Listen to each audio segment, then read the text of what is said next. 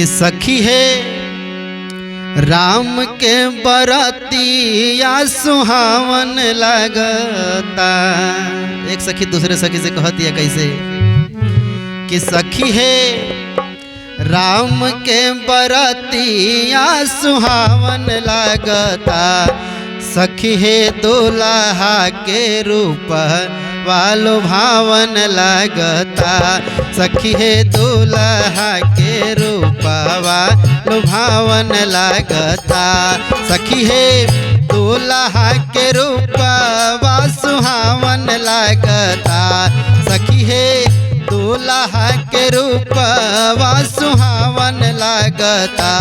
सखी रे आज बरती यालो भावन लगता।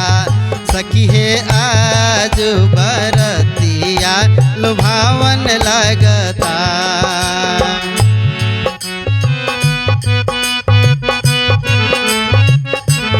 जय जय सीताराम।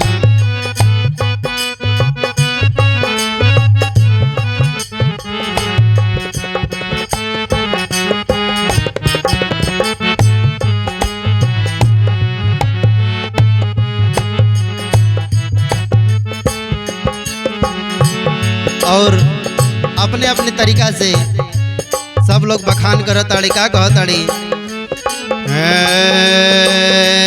राम हवे चंदा तो सीता जी चकोरी।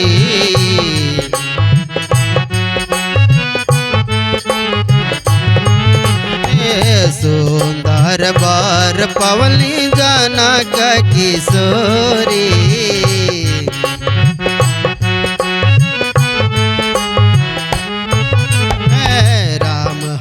चंदा तो सीता जी चकोरी। सुंदर बर पवली जनक किशोरी। इनका सोझा कवन चेहरा रावण लगता।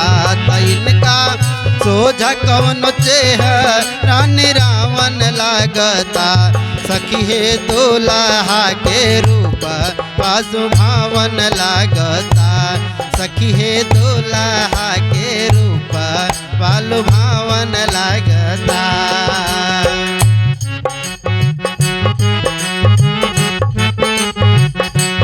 जय सिया राम।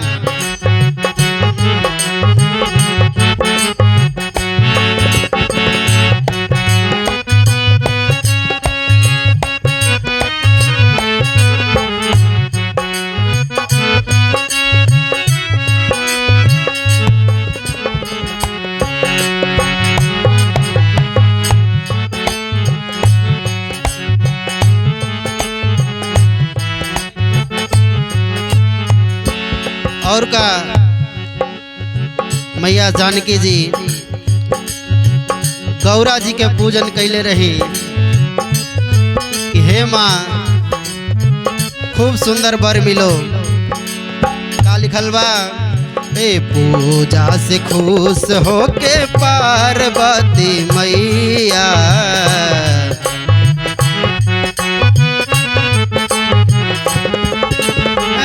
दिहली वरदान तो हर राम होई है सैया।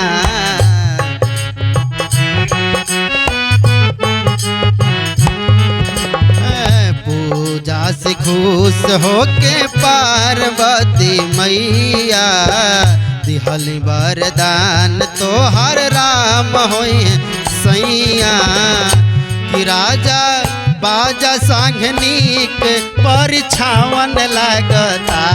राजा बाजा सांघनिक परिछावन लगता। सखी है दुल्हा के रूप सुहावन लगता। सखी है दुल्हा के रूप सुहावन लगता। कि सखी है राम के बरातिया सुहावन लगता। सखी है राम के बराती या सुहावन लगता। सखी है दुल्हा के रूप वालु भावन लगता। सखी है दुल्हा के रूप वालु भावन लगता। सखी है दुल्हा के रूप